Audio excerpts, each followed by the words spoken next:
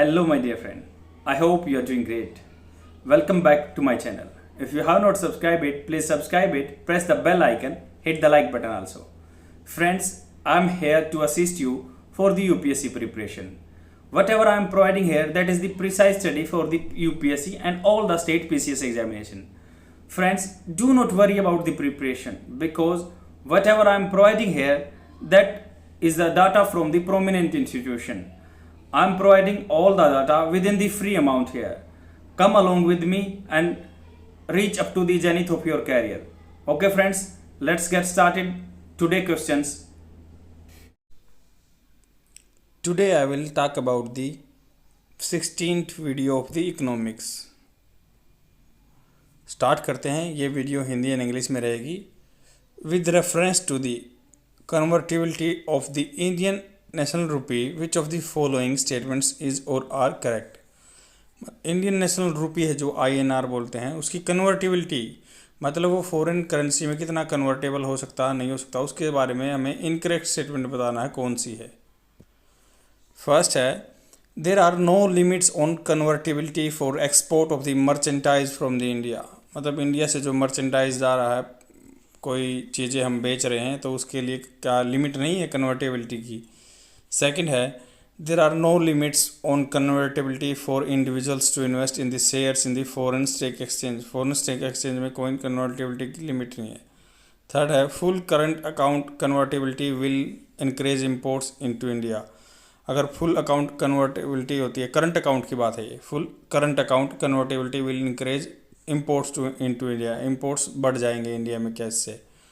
कौन सा statement incorrect है, आप अपना आंसर मार्क कीजिए और साथ के साथ अटैम्प्ट करते रहोगे तो आपको एग्जामिनेशन में कोई दिक्कत नहीं आने वाली. ए है फर्स्ट ओनली, बी है सेकंड एंड थर्ड, सी है फर्स्ट एंड सेकंड और डी है थर्ड ओनली. तो इसका करेक्ट आंसर बी है.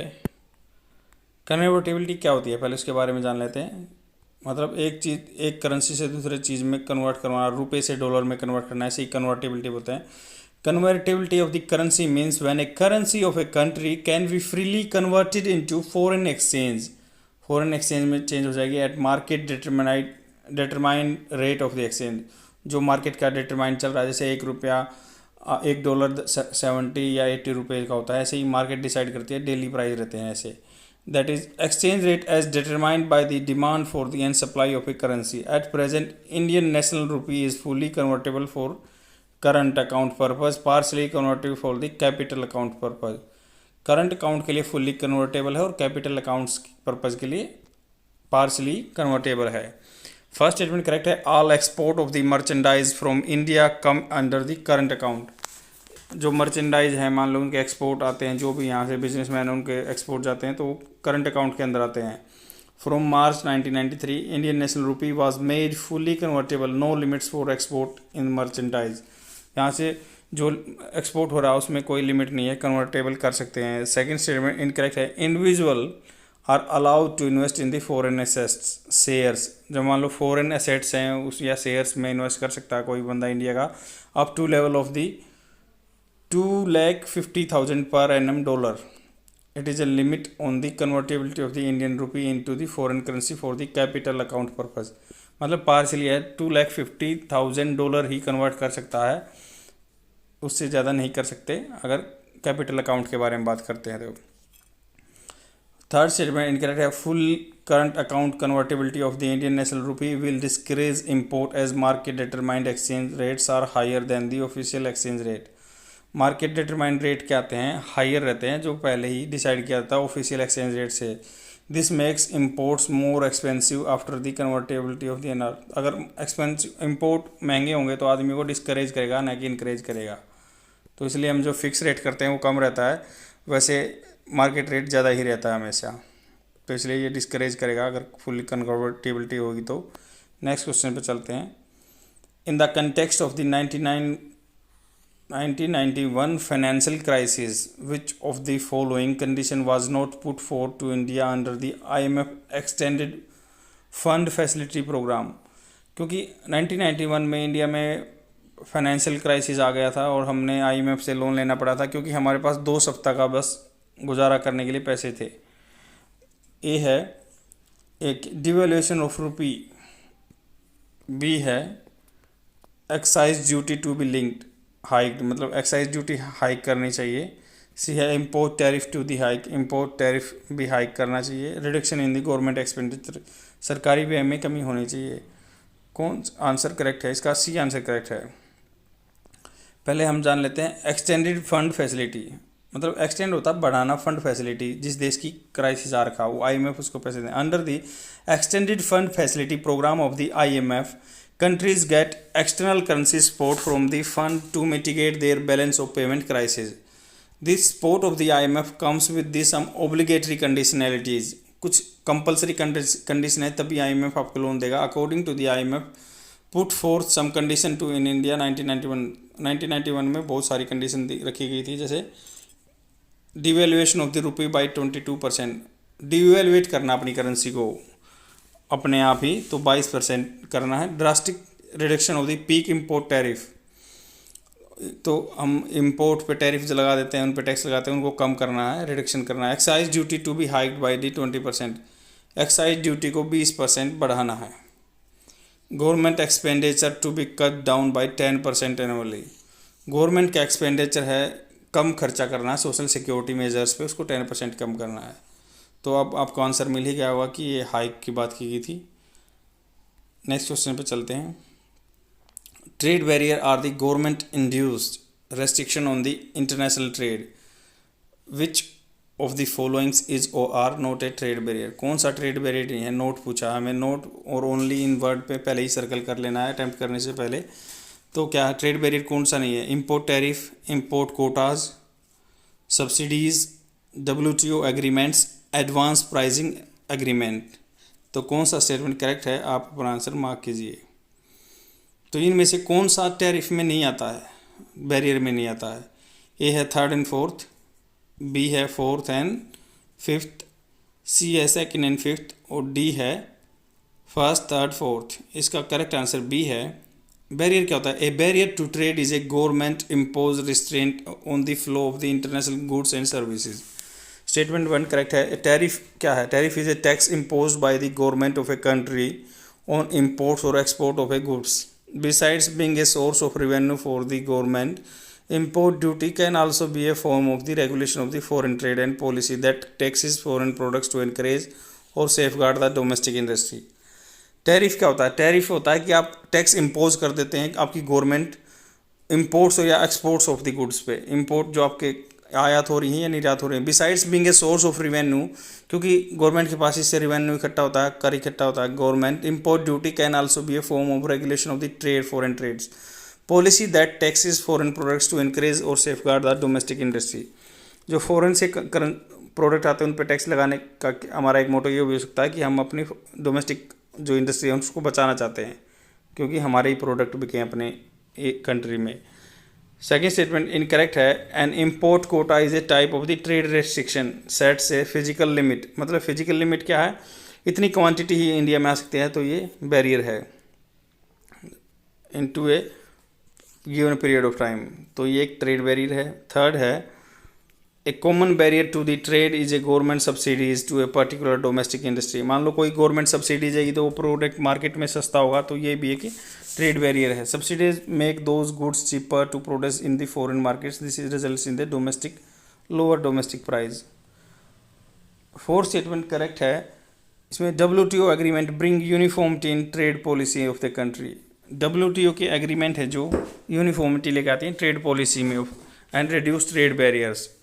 It is a no trade barrier. तो WTO वर्ल्ड ट्रेड ऑर्गेनाइजेशन के एग्रीमेंट्स हैं, यूनिफॉर्मिटी लाते हैं ट्रेड पॉलिसी में कंट्री की में और ट्रेड बैरियर को कम करते हैं, इसलिए ये आंसर करेक्ट है। फिफ्थ है advance pricing agreement is an agreement that determines in advance of A control transaction. मतलब जो पहले ही एडवांस में प्राइस डिसाइड हो जाएगा कंपनी का कि इतने मार्केट रेट पे आपका हमारा बिजनेस होगा, तो उससे क्या है ट्रेड बैरियर में हेल्प मिलती है, मतलब ट्रेड बैरियर कम होंगे, वो ट्रेड बैरियर की कैटेगरी में नहीं आता है। An appropriate set of the criteria of determination of the transfer pricing for the those transaction over a fix period it promotes trade, it is not a trade barrier. यही trade को अगर हम पहले ही rate decide कर लेंगे तो trade को promote करता है, ना कि बैरियर है। नेक्स्ट क्वेश्चन पे चलते हैं।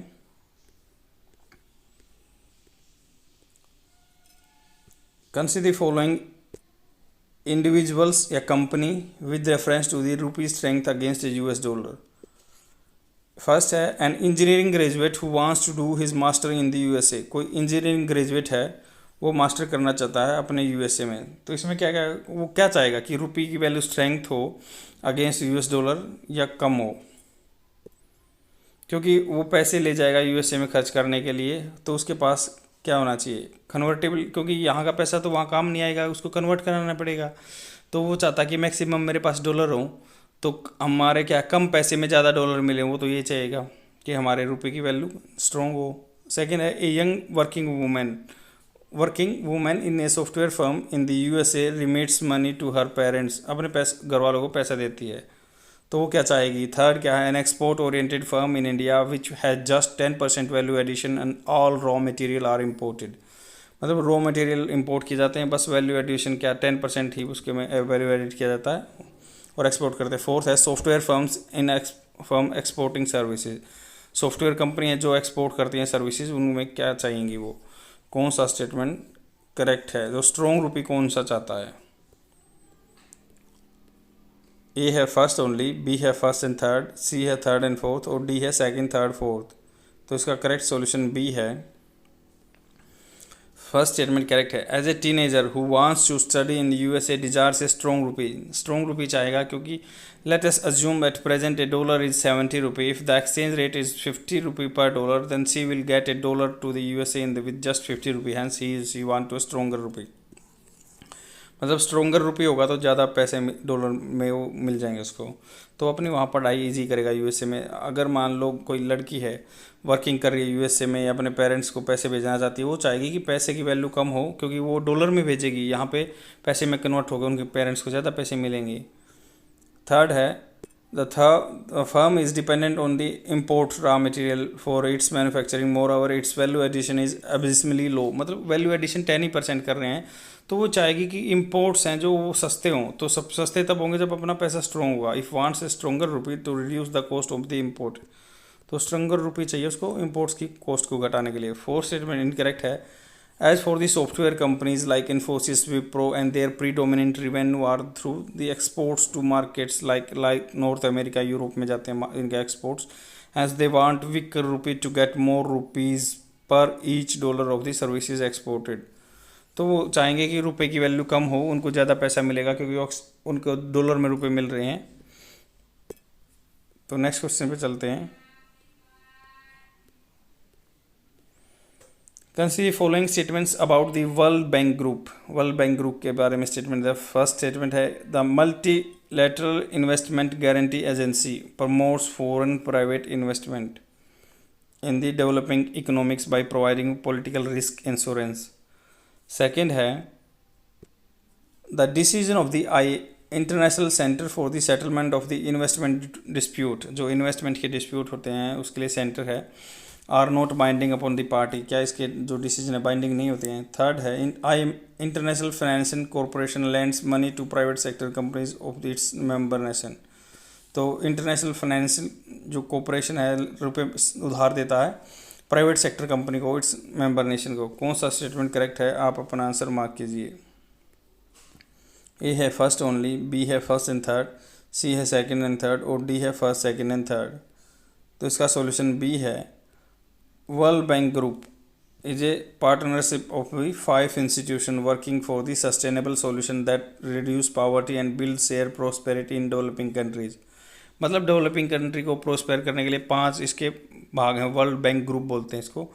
तो these 5 organization are International Bank for the Reconstruction and Development IBRD, International Development Association IDA, International Financial Cooperation and एक है MIGA Multilateral investment guarantee Agency and the International Centre for the Settlement of the Investment Dispute. तो 5 ये इसके हैं।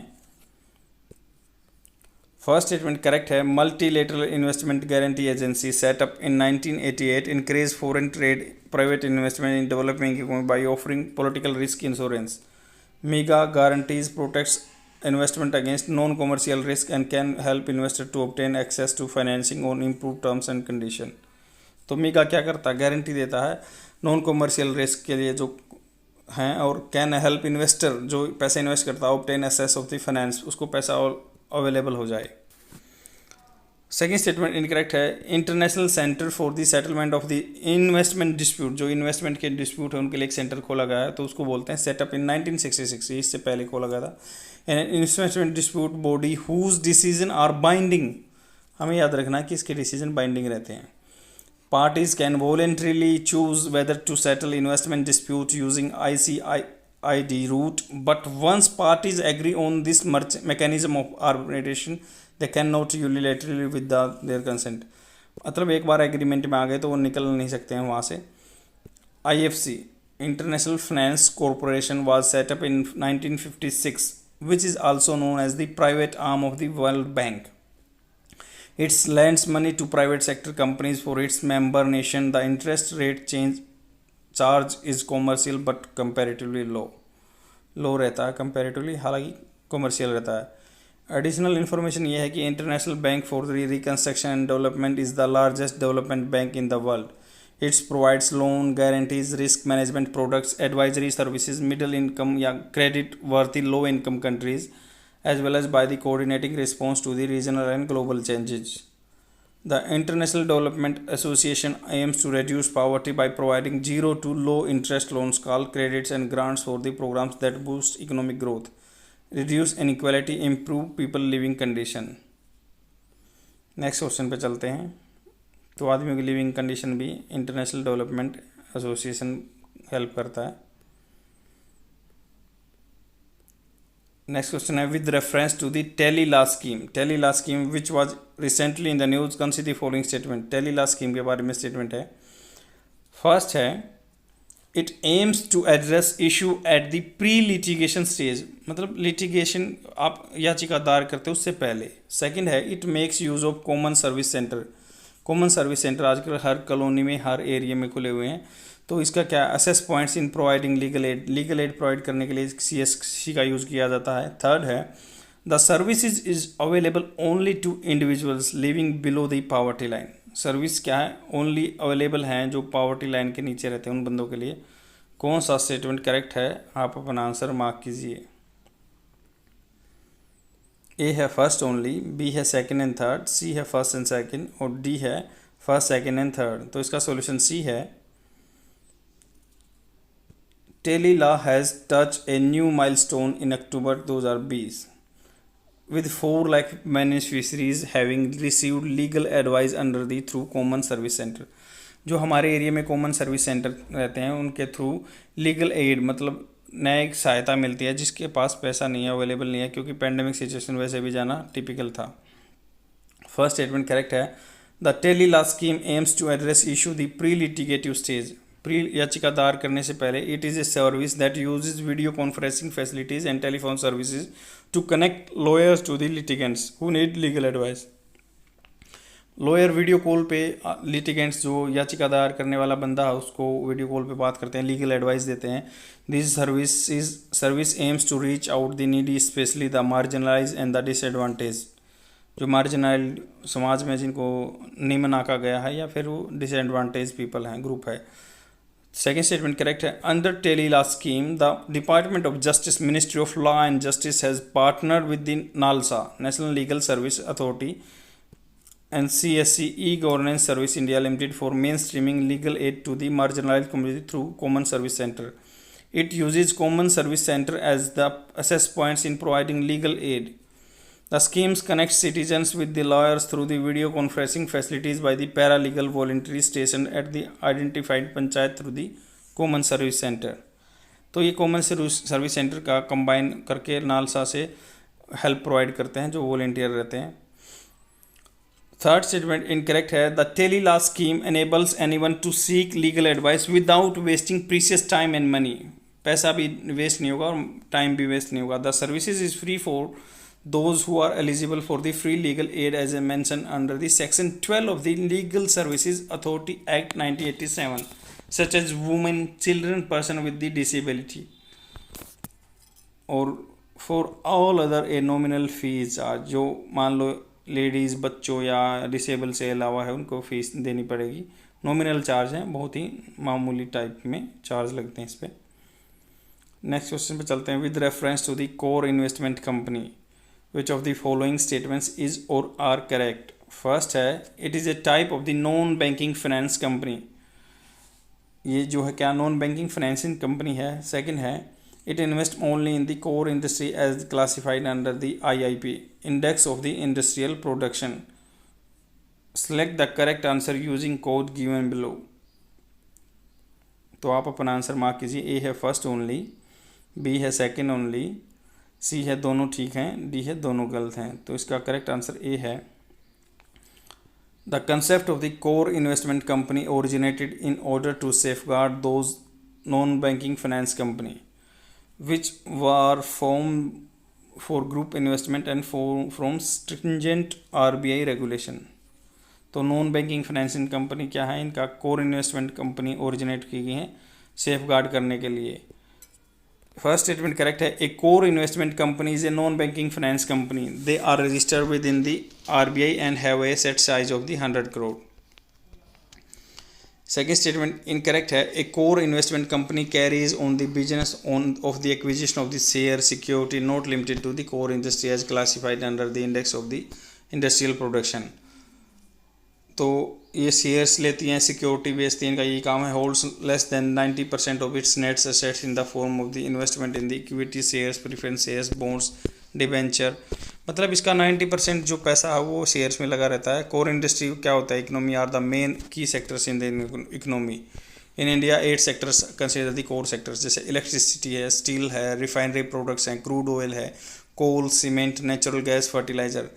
The 8 industrial have a combined share of the 40% in the index of the IIP. इनका 40% share रहता है IIP अगर index of the industrial production का देखते हैं तो. नेक्स्ट क्वेश्चन पे चलते हैं. With reference to the real estate investment trusts consider following statement. First statement है these are the mutual funds like instrument that enable investments into the real estate sector. ये mutual fund की तरह ही होते हैं जो इन्वेस्टमेंट करते हैं रियल इस्टेट. जो रियल इस्टेट मतलब मैं आपके फ्लैट वगैरह बिकते हैं, रियल इस्टेट सेक्टर बोलते हैं इसको. सेकंड है they are regulated by the Security and Exchange Board of India, SEBI के द्वारा रेगुलेट किए जाते हैं. थर्ड है the minimum investment limit in the real estate investment trust in India is 2 lakh. 2 lakh limit है क्या इसमें. कौन सा स्टेटमेंट करेक्ट है, आप अपना आंसर मार्क कीजिए. ए है फर्स्ट ओनली, बी है सेकेंड एंड थर्ड, सी है फर्स्ट एंड सेकेंड और डी है फर्स्ट सेकेंड एंड थर्ड. तो इसका सॉल्यूशन सी है. A real estate investment trust is a company that owns operates and finance income generating real estate. First statement correct है. The real estate investment trust are the mutual funds like instrument wherein several investor pool in funds with the real state as the underlying assets class. Second statement correct है. Real estate investment trusts are regulated by the SEBI under the Security Exchange Board of India Real Estate Trust Regulation 2016-14 as amendment from time to time.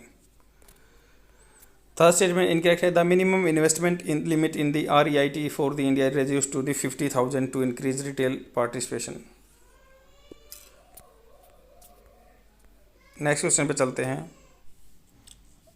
Next question है consider following pairs दिए हुए हैं. Serial number है. Place recently in the news countries हैं, मतलब कौन सा place किस कंट्री में है. त्रिस्तन दा कुन्हा ये पोर्तुगल में है. सेकंड है पोर्टोरिको USA में. टिग्रे सोमालिया में. कौन सा स्टेटमेंट करेक्ट है, आप अपना आंसर मार्क कीजिए. ए है फर्स्ट ओनली, बी है सेकंड ओनली, सी है सेकंड एंड थर्ड और डी है फर्स्ट सेकंड एंड थर्ड. तो इसका सॉल्यूशन बी है. जो फर्स्ट फेयर है इनकरेक्ट मैच है. Tristan da Cunha is a British overseas territory, मतलब ये अंग्रेज़ों की ब्रिटिश UK की है टेरिटरी है. It is a chain of the small island of the South Atlantic Ocean. South Atlantic Ocean में पाया जाता है. It was recently declared the largest fully protected marine reserve.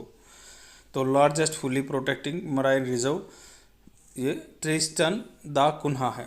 Atlantic Ocean में है. 6,87,000 square kilometre area है ये. Second statement correct match है. For the third time in the 10 years the United States territory of the Puerto Rico has the voted in the favour of the statehood. Puerto Rico is the Spanish speaking island, यहाँ पे Spanish बोलते हैं, located in the Caribbean Sea. In 1898 it was annexed by the US. In the 1917 Puerto Rico was granted US citizenship, but its island itself was never made a full state, continues to remain US territory along with the Guam, North Mariana Island, American Samoa या US virgin island. तो इनको US citizenship मिली हुई है यहाँ रहने वाले बंदों को, हालांकि ये आइलैंड USA ने अनेक्स किया था, कब्जा किया था। थर्ड स्टेज में इनकरेक्ट मैच है, Tigray is one of the province of the Ethiopia, Ethiopia की प्रांत है ये। Ethiopia was declared war on the country Tigray reason which was ruled by the powerful Tigray people of liberation front in response it's attack A federal military base in the Tigray. तो Ethiopia की territory है Tigray.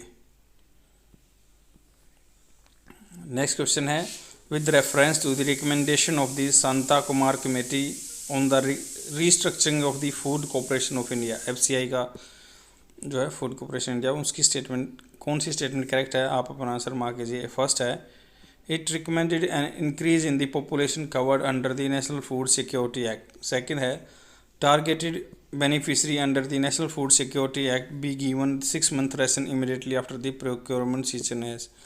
तो procurement season and होता है उससे ही लगातार 6 महीने का राशन दे दिया जाता है। क्या रिकमेंड किया था इसने, एंड जो रिकमेंड किया था क्या, पॉपुलेशन कवर्ड ज़्यादा होना चाहिए। थर्ड है, the graduation introduction of the cash transfer in the PDS, मतलब पब्लिक डिस्ट्रीब्यूशन सिस्टम में अनाज की जगह पैसा ट्रांसफ़र होना चाहिए। इसकी रिकमेंडेशन थी क्या, संता कुमार कमेटी की, FCI के रिलेटेड। ए है फर्स्ट ओनली, बी है सेकेंड एंड थर्ड, सी है फर्स्ट एंड थर्ड, और डी है फर्स्ट सेकेंड एंड थर्ड। तो इसका आंसर बी है। फर्स्ट स्टेटमेंट इनकरेक्ट है। Shanta Kumar committee of restructuring of the FCI 60% को पॉपुलेशन को अभी ये कवर करते हैं नेशनल फूड सिक्योरिटी एक्ट के थ्रू, बट ये कहता है संता कुमार कमेटी की 40% ही कवर होना चाहिए, जिससे क्या होगा, comfortably below the poverty line, जो BPL लाइन से नीचे हैं या उससे थोड़ा अबव हैं, तो 40% को कवर करना चाहिए, अभी 67% को कवर कर रहा है। सेकेंड स्टेटमेंट करेक्ट है। Shanta Kumar committee on the restructuring of the FCI recommended that the target beneficiary under the food security act और targeted public distribution system be given 6 month ration immediately after the procurement season at. This will save the consumer for the various hassles of the monthly arrival at the fair price shops and also save the storage cost of the agency। मान लो government को store नहीं करना पड़ेगा और जो क्या है, बंदों को बार बार घूमना नहीं पड़ेगा, 6 महीने का एक बार राशन दे दो प्रोक्योरमेंट के बाद ही। थर्ड स्टेटमेंट करेक्ट है। Shanta Kumar committee on restructuring the FCI the gradual introduction of the cash transfer in the PDS starting with the large city with the more 1 million population extended it to the grain states surplus states. मतलब क्या है, जहाँ पे grain surplus state है वहाँ भी पैसा transfer कर देना चाहिए। And the giving the option to deficit states to opt for the cash और द फिजिकल ग्रेन डिस्ट्रीब्यूशन। जहाँ पे अनाज कम होता है वहाँ पे मान लो या तो अनाज दे सकते हैं या पैसा दे सकते हैं, उनको ऑप्ट है। जहाँ पे ज़्यादा होता है वहाँ पे पैसे ही ट्रांसफ़र करने हैं कि दूसरी जगह भेज देना है जहाँ पे कम होता है जिस स्टेट में। This will be a much more cost effective way help to poor and without much distortion in the production basket in line with the best international practice. तो ये इंटरनेशनल प्रैक्टिस जैसे विदेश में होती है वैसे ही होगी, सीधा पैसा ट्रांसफ़र कर दिया। ये आपका हिंदी में आंसर प्रोवाइड किया हुआ है। That is all for today. I will come tomorrow with more questions, and please share my video among your friends so that they can get benefited within the free amount. Whatever I am providing here, that is the precise study for the UPSC and all state PCS examination.